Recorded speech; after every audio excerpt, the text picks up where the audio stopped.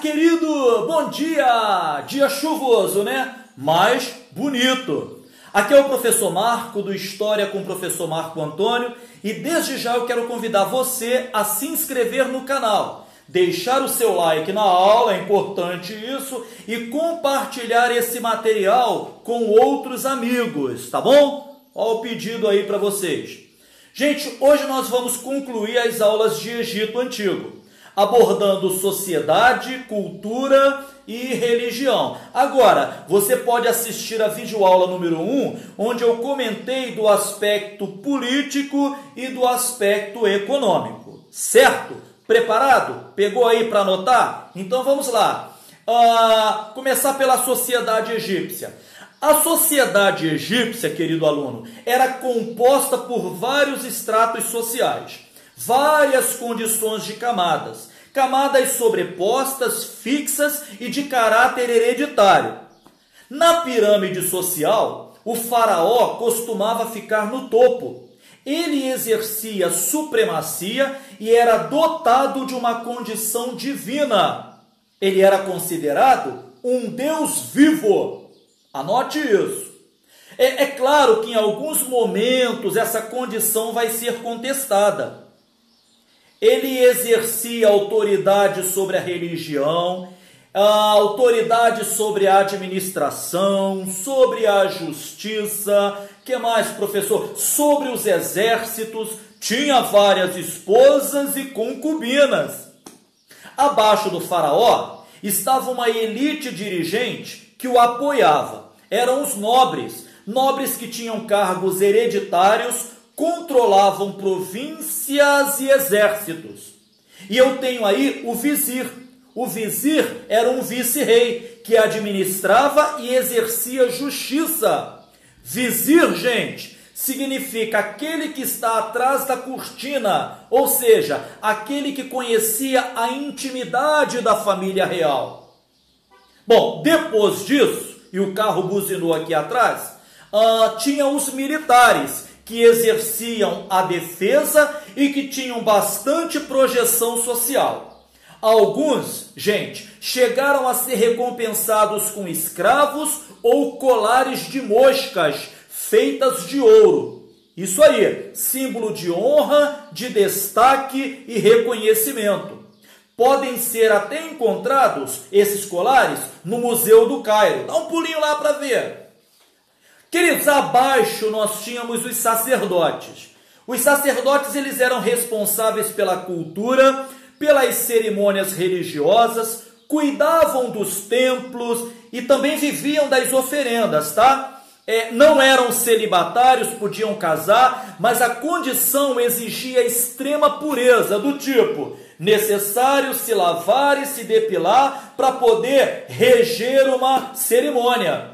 E outra coisa, após o ato sexual, tinha que ter a lavagem de purificação. Anotou aí? Então vamos lá. O que mais, professor? O escriba. O escriba era responsável pela escrita egípcia. Tinha prestígio e poder. Visitavam províncias, cobravam impostos, fiscalizavam obras hidráulicas, construções de templos, pirâmides. Começavam a estudar ainda lá na infância e só terminavam por volta ali dos 20, 21 anos.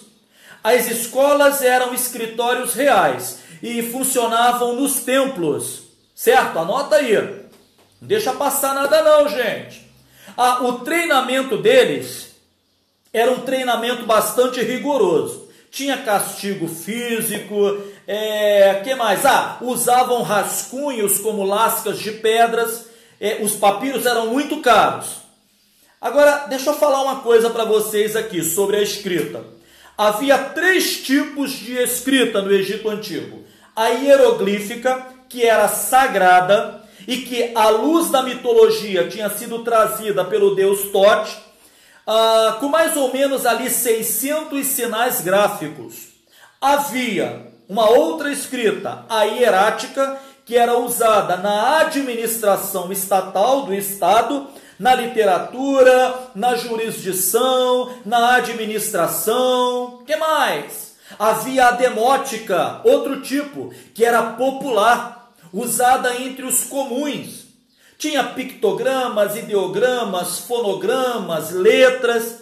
Ali por volta do século XVIII, soldados de Napoleão Bonaparte, anota isso, encontraram na cidade de Roseta uma pedra negra com inscrições em grego, hieróglifo e demótico. Aí, o francês Jean-François Champollion, ele vai decifrar os hieróglifos e vai se tornar o pai da egiptologia.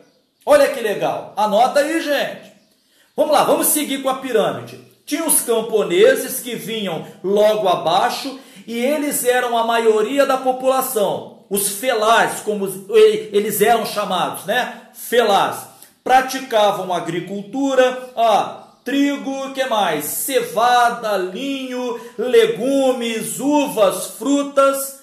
Criavam seus animais, bois, asnos, carneiros, cabras, porcos, aves, gansos e patos, cavalos.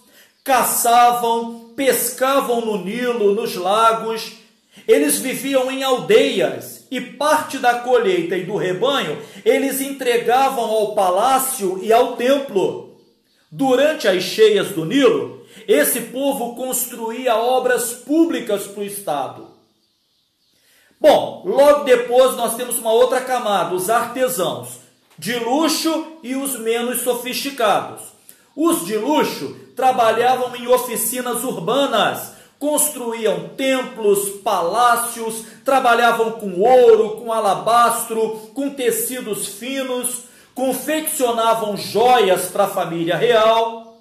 Os menos qualificados trabalhavam em oficinas rurais, em trabalhos rústicos, trabalhavam com couro, trabalhavam com vasilhas, fazendo pão, fazendo cerveja. O Gilberto Cotrim, querido professor Gilberto Cotrim, vai dizer que havia ferreiros, carpinteiros, barqueiros, tecelões, que mais, gente? Ceramistas, ourives, padeiros, cervejeiros, gente que trabalhava com sepultamentos, embalsamando, decorando túmulos. E por último havia os escravos, que eram um número pequeno, mas havia no Egito. Eram os prisioneiros de guerra. Trabalhavam em casas, domésticos, e também nas pedreiras, nas minas, nos campos. E olha só, a condição de vida deles era de acordo com a atividade exercida. Os domésticos, por exemplo, viviam em melhores condições que os mineiros e aqueles que trabalhavam no campo. Agora, o legal de tudo isso é que eles eram considerados pessoas e não mercadorias, como na escravidão moderna. Adquiriam propriedades, testemunhavam nos tribunais, podia se casar com gente livre. Há alguns historiadores que, diante dessa realidade aí, vão até questionar a existência na escravidão do Egito. Né? Havia mesmo escravidão no Egito? Pois é, mas havia. Vamos falar um pouquinho de cultura.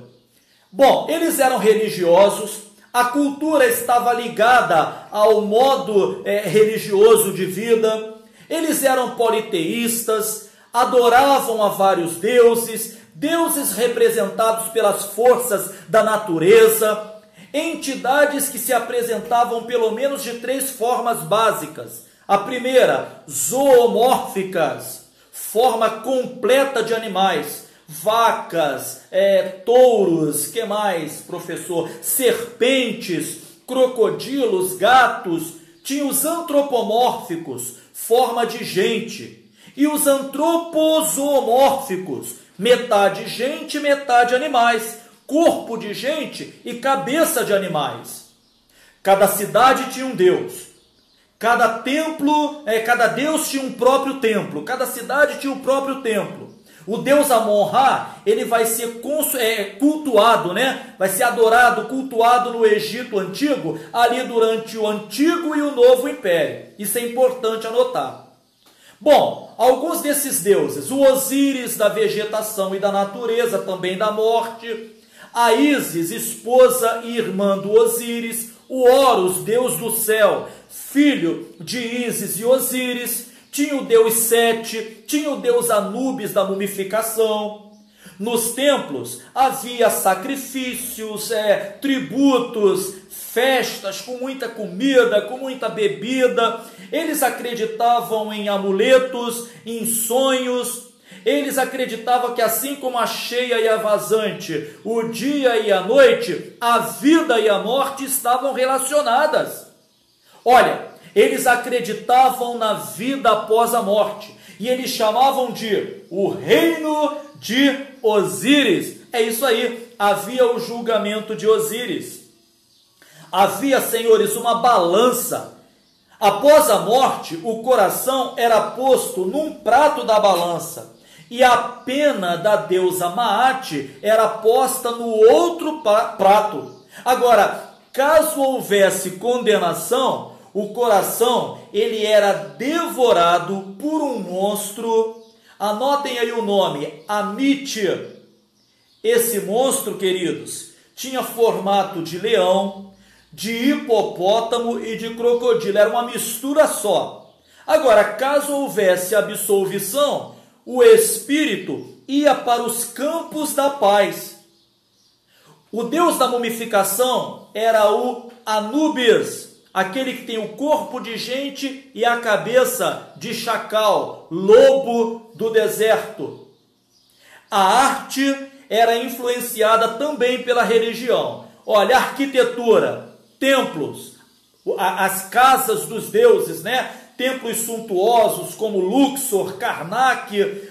Os templos tinham acesso restrito a faraós, sacerdotes e altas personalidades apenas.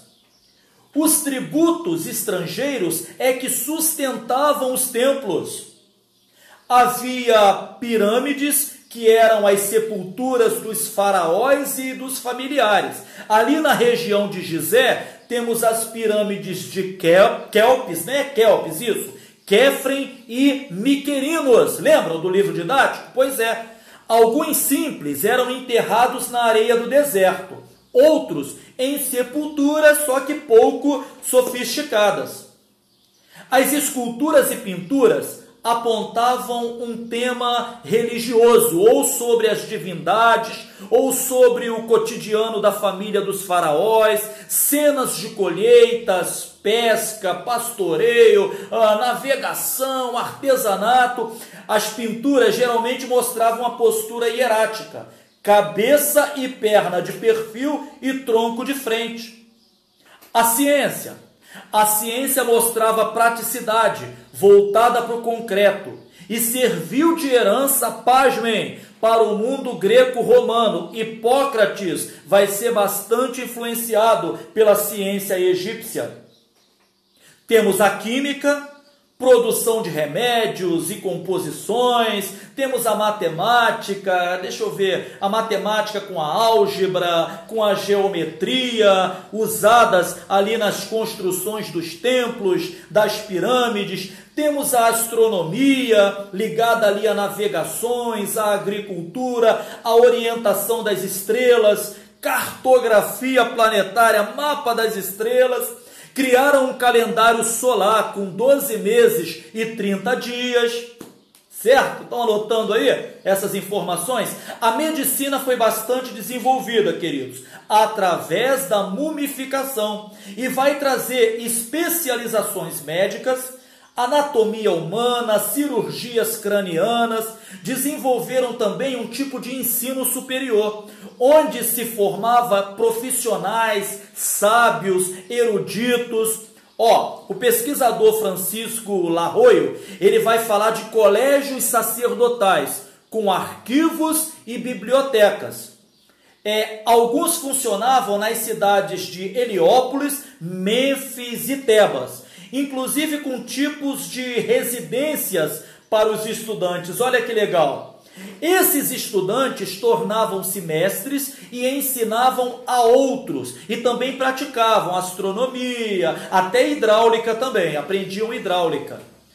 Literatura, professor, poesia, filosofia. Amenófis IV vai criar ali, vai compor o hino ao sol.